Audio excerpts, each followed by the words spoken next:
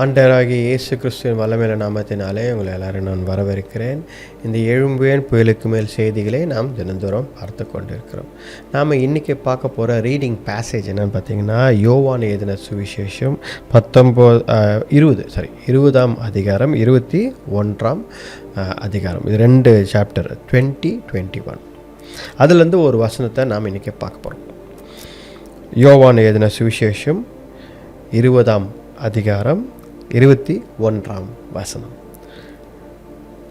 Again Jesus said, "Peace be with you. As the Father has sent me, I am sending you." பாருங்க, ஆண்டவர் இயேசு கிறிஸ்து உயிர்த்தெழுந்து விட்டார். சீஷர்கள் எல்லாம் பயந்து கதவை சாத்தி கொண்டு எல்லாம் ஒரு இடத்துல இருக்கிறாங்க. சரிங்களா? இல்லை ஏதோ ஒன்று ஆயிடுச்சு, ஆண்டவர் மறிச்சிட்டாரு, அவ்வளோதான். மறித்து அவரை கல்லறையில் வச்சுட்டாங்க, சீல் பண்ணியாச்சு. அங்கே சீல் போட்டு அந்த ப்ரீஸ்டோடைய ராயல் கார்ட்ஸ்லாம் அங்கே நிற்கிறாங்க.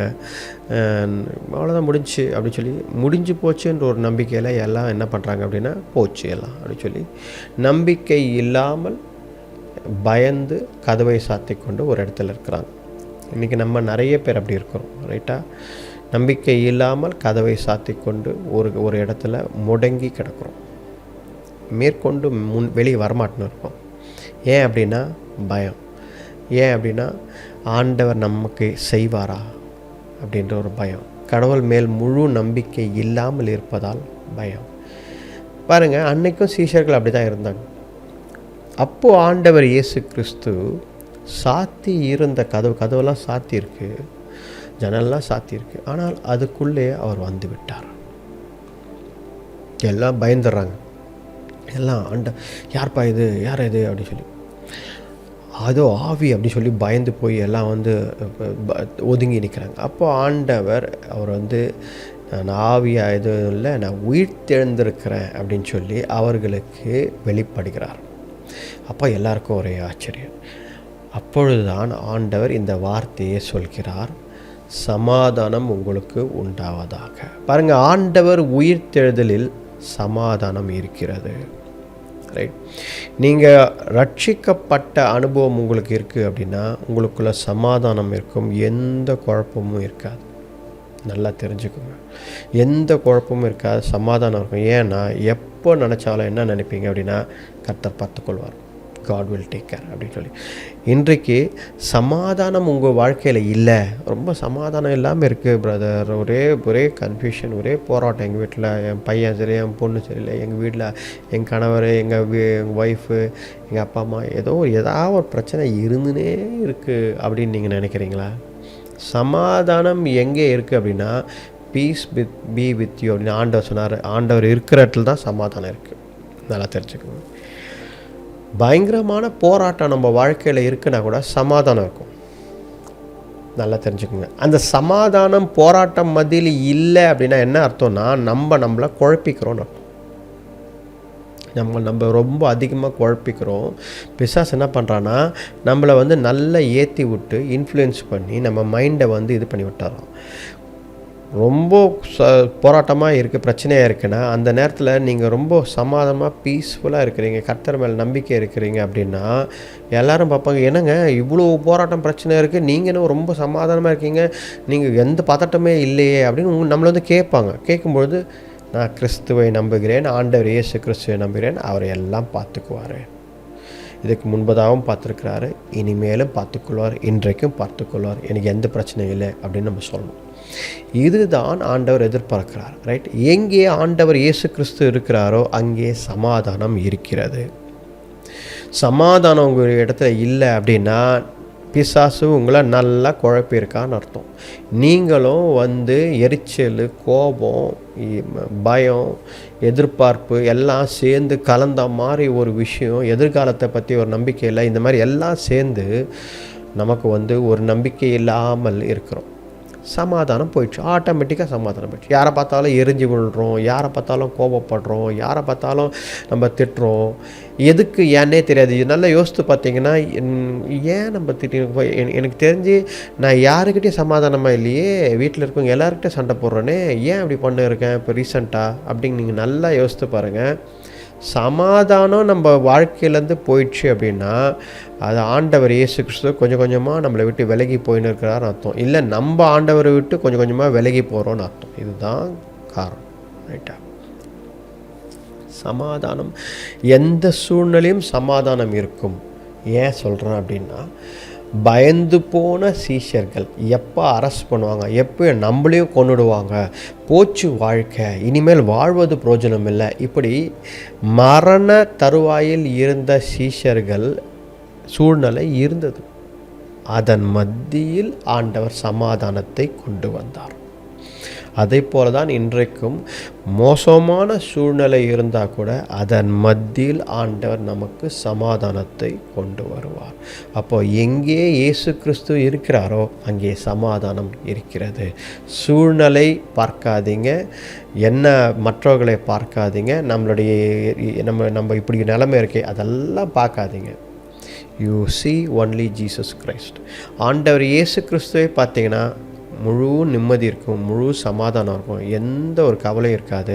கர்த்தர் போதும் அப்படின்னு சொல்லி நீங்கள் வாழலாம். அல்லேலூயா. பாருங்கள், இந்த இடத்துல சமாதானம் உங்களுக்கு உண்டாவதாகன்னு சொல்லிட்டு ஆண்டவர் என்ன சொல்கிறார் அப்படின்னா, பிதாவானவர் என்னை எப்படி அனுப்பினாரோ இந்த உலகத்தில் ஒரு மிஷனோட, ஒரு பர்பஸோட, ஒரு காரியம் நிறைவேற வேண்டும் என்பதற்காக என்னை அனுப்பினாரோ அதை போல் நான் உங்களை அனுப்புகிறேன் என்றார். யாரை? நம்மளை எல்லாரும். ஆண்டவர் நம்மளை செலக்ட் பண்ணியிருக்கார், நம்மளை அனுப்புகிறார். ஆனால் அதுக்கு எடுத்துக்காட்டு என்ன சொல்கிறார் அப்படின்னா, பாருங்கள், என்ன இதெல்லாம் செய்ய சொன்னார், உங்களால் இதெல்லாம் செய்ய முடியாது, அதனால் நீங்கள் ஒரு சில விஷயங்களை செய்யுங்க அப்படின்னு சொல்லி ஆண்டவர் சொல்லலை. ரைட்டா? ஆண்டவர் அவரை எடுத்துக்காட்டாக வச்சு அந்த காரியமெல்லாம் உங்களால் செய்ய முடியுன்றார். என்னை காட்டிலும் அதிகமாக இன்னும் பராக்கிரமான காரியங்களை நீங்கள் செய்வீங்கன்னு சொல்கிறார். ஆச்சரியமாக இருக்குது பாருங்க. அப்போது கர்த்தர் இறந்து போன ஒரு மனிதனை உயிரோடு எழுப்பினார். நம்மளால் முடியுமா? நம்மளால் ஒருத்தரில் 10 பேர் எழுப்ப முடியும். ஏன் அப்படின்னா இயேசு கிறிஸ்து அதை சொல்லியிருக்கிறார். இயேசு கிறிஸ்துவின் பலத்தினால் உன்னால் செய்ய முடியும், ஆவியானவர் பலத்தினால் உன்னால் செய்ய முடியும். அவர்களை நம்பு, கர்த்தரை நம்பு, கர்த்தரால் செய்ய முடியும். ரைட்டா? அப்போ ஆண்டவர் இயேசு கிறிஸ்துவின் ஊழியம் என்ன? ஏன்னா ஆண்டவர் இப்போ என்ன பண்ணுறாருன்னா, கம்பேரிசன், அவரை அனுப்பப்பட்டது, பிதாவானவர் அவரை அனுப்பினார், அவரை போலவே நான் என்ன பண்ணுறேன்னா என்னை அனுப்பினது போல உங்களை நான் அனுப்புகிறேன்றார். அப்போனா இயேசு கிறிஸ்து அனுப்பினதற்கு என்ன ரீசன் இருந்தது? அப்போ பாருங்கள், தொலைந்து போன ஆடுகளை மீட்பதற்காக ஆண்டவர் இயேசு கிறிஸ்து வந்தார். யார்? கர்த்தரை அறியாமல், ஆண்டவரை தெரிந்து கொள்ளாமல் பாவத்தில் வீழ்ந்து மரித்து கொண்டிருக்கிறவர்களை காப்பாற்ற வேண்டும் என்பதற்காக ஆண்டவர் இயேசு கிறிஸ்து வந்தார். தொலைந்து போன ஆடுகள் என்றால் கர்த்தருடைய பிள்ளைகள் என்று சொல்லலாம், இல்லைன்னு சொல்லலை.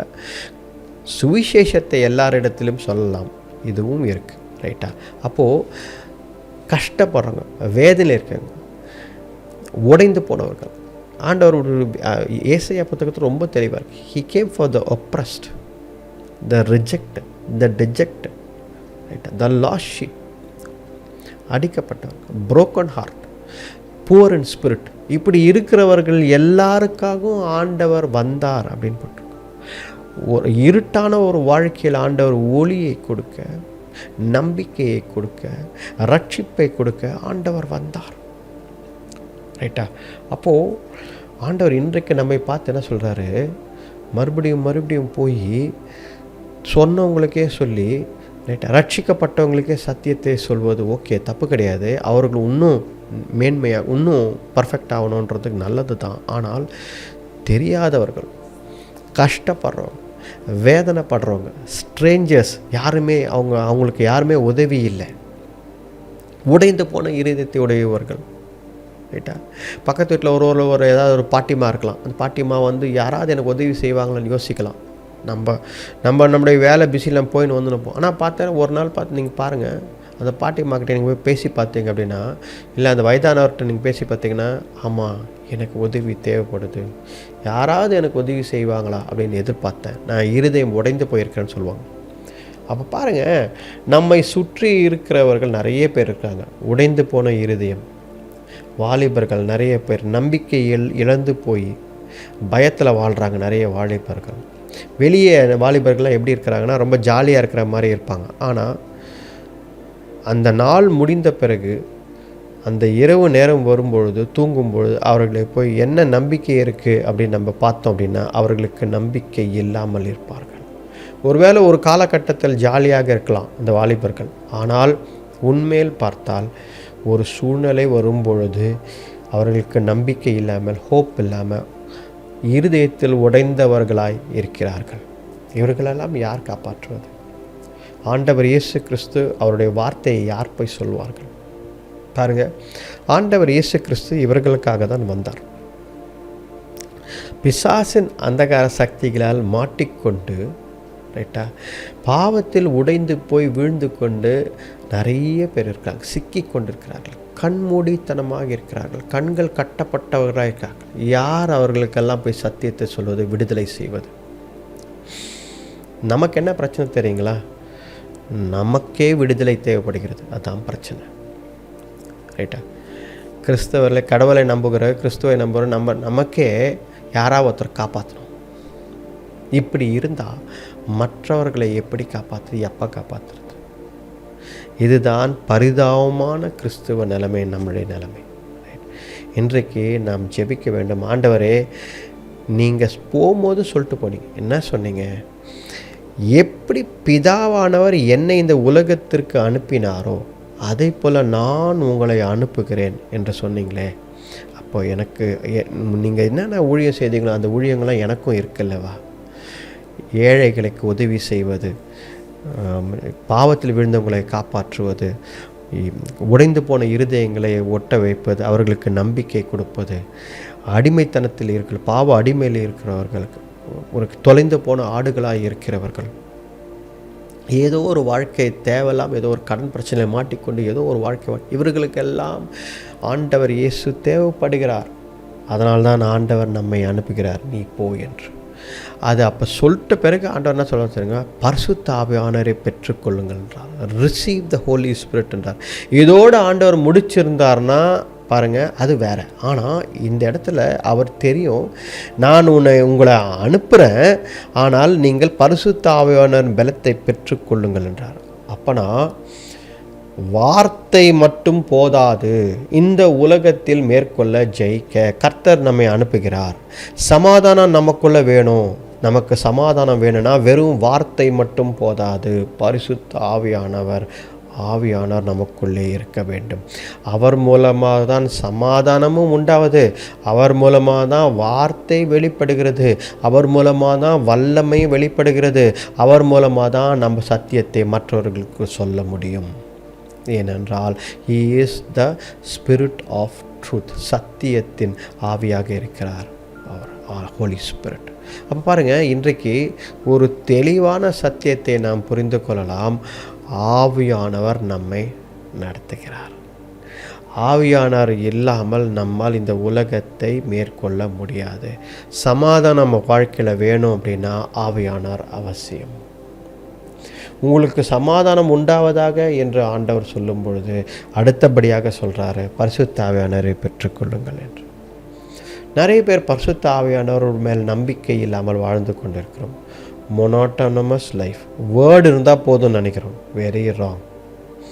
நிறைய பேர் வார்த்தை, ஜெபம் இது இருந்தால் போதும், பரிசுத்த ஆவியான வல்லமை, கிரியை எனக்குள்ளே இருந்தால் பரவாயில்லை, இல்லைனாலும் நான் செய்வேன்றது தப்பு. ஏனென்றால் இந்த உலகத்தில் உங்களுக்கு சமாதானமே இருக்காது. நீங்கள் எது செஞ்சாலும் உங்களுக்கு சமாதானம் இருக்காது. ஏன்னா பரிசுத்த ஆவியானவர் செயல்பாடு உங்களுக்குள்ளே இல்லை. அவரால் தான் என்ன செய்யணும்னு சொல்லி கொடுக்க முடியும். அவரால் தான் அடுத்தபடியாக உன்னுடைய வேலை என்னன்னு சொல்லி கொடுக்க முடியும். ரைட்டா? அவர் கர்த்தருடைய வார்த்தையை டீச் பண்ணுறாரு, நமக்கு கவுன்சில் பண்ணுறாரு, அவர் நம்மளை கைட் பண்ணுறாரு, அவரை நம்ம பாதுகாக்கிறாரு. இயேசு கிறிஸ்துவை வெளிப்படுத்துவதே பரிசுத்த ஆவியானவர் தான். இவ்வளோ காரியங்கள் அவர் தான் செய்கிறார். அவர் இல்லாமல் வெறும் ஜெபமும் வார்த்தையை வைத்து கொண்டு ஊழியம் செய்தால் தவறான வழியில் சென்று விடுவோம். We will go in the wrong way because the Holy Spirit is not our guide. அதனால் இன்றைக்கு தெளிவாக ஜெபம் பண்ணி தெளிவாக புரிந்து கொள்ளுங்கள். உங்கள் வாழ்க்கையில் சமாதானம் வேண்டும் என்றால், ஆண்டவர் இயேசு கிறிஸ்து நம்மை அனுப்பியிருக்கிறார். நம்ம வாழ்க்கையில் சமாதானம் வேணும், மற்றவங்க வாழ்க்கையில் சமாதானத்தை கொடுக்க வேண்டும் என்றால் ஒரே வழி ஆண்டவர் இயேசு கிறிஸ்து தான். அந்த ஆண்டவர் இயேசு கிறிஸ்துவை உங்கள் வாழ்க்கை மூலமாக வெளிப்படுத்த வேண்டும் என்றால் அதற்கு ரிசீவ் த ஹோலி ஸ்பிரிட், பரிசுத்த ஆவியானவர் இருந்தால் மட்டும்தான் இதை உங்களால் சாதிக்க முடியும், இதை செய்ய முடியும். இல்லை என்றால் தவறான வழியில் நாம் சென்று விடுவோம். we will go in the wrong way. இதனால்தான் ஆண்டவர் அன்றைக்கு சீஷர்கள் பயந்து அமர்ந்து கொண்டிருந்தார்கள். அவரை பார்த்தவுடன் அவங்களுக்கு மிகப்பெரிய சந்தோஷம். இந்த வார்த்தையை சொல்கிறார். எவ்வளோ வார்த்தைகளை பேசியிருக்கலாம், ஆனால் அவர் வந்து பார்த்தவுடன் இந்த வார்த்தையை தான் சொல்கிறாரு. எப்படி பிதாவானவர் என்னை அனுப்பினாரோ அதை போல் நானும் உங்களை அனுப்புகிறேன் என்று. அப்போது பிதாவானவர் எப்படி ஆண்டவர் இயேசு கிறிஸ்துவை அபிஷேகம் செய்தாரோ, ஏனென்றால் ஆண்டவர் இயேசு கிறிஸ்து என்ன பண்ணார் அப்படின்னா, ஊழியத்தை ஆரம்பிப்பதற்கு முன்பதாக அவர் என்ன பண்ணார், யோர்தான் நதியில் போய் ஜான் த பேப்டிஸ்டால் யோவான் ஸ்நானகனால் ஞானஸ்நானம் பெற்றுக்கொண்டு வெளியே வரும்பொழுது புறாவை போல பரிசுத்த ஆவியானவர் ஆண்டவர் இயேசு கிறிஸ்து மேலே இறங்கி பரிசுத்தாவிட முழு வல்லமே அவர் மேலே தங்கினது வசனம் சொல்கிறது. அப்போது எப்படி இயேசு கிறிஸ்துவை இந்த உலகத்தில் அனுப்பினாரோ அதை போலவே நம்மையும் ஆண்டவர் இயேசு கிறிஸ்து உலகத்தில் அனுப்புகிறார். அப்படின்னா நம்ம மேலே கூட பரிசுத்த ஆவியானுடைய அபிஷேகம் நாம் பெற்றுக்கொண்டு தான் போக வேண்டும் இந்த உலகத்தில். இல்லை என்றால் தவறான வழியில் நாம் போய்விடுவோம். ஊழியம் செய்கிற மாதிரி இருக்கும், கடவுள் பின்னாடி போகிற மாதிரி இருக்கும், எல்லாமே கரெக்டாக போகிற மாதிரியே இருக்கும். ஆனால் ஒவ்வொரு வாட்டியும் எதை செய்தாலும், எதை கை வைத்தாலும், எது செஞ்சாலும் அதில் பிழை இருக்கும், தவறு இருக்கும், தோற்று போயினே இருப்போம். ஏன் தோற்று போகிறோம்? எல்லாம் கரெக்டாக தானே ஜெபம் பண்ணிட்டு பண்ணுறோம், எல்லாமே கரெக்டாக தானே பண்ணுறோம், வார்த்தை இருக்குது, ஆண்டவர் இயேசு கிறிஸ்துக்கு எல்லாமே கரெக்டாக தானே பண்ணியிருக்கோம் நம்ம யோசித்தா கூட கடைசியாக ஒரு காரியம் தான் புரியும். அதை தான் ஆண்டவர் சொல்கிறாரு, ரிசீவ் த ஹோலி ஸ்பிரிட். பரிசுத்த ஆவியானவர் வழிநடத்துறது மூலமாக தான் நீ போக வேண்டும். நான் எல்லாவற்றையும் என்னால் செய்ய முடியும், இயேசு கிறிஸ்து நாமத்தினால நீ யோசிக்கிற, அதுவே பரிசுத்த ஆவியானவர் வழிநடத்தல் மூலமாக தான் செய்ய முடியும்.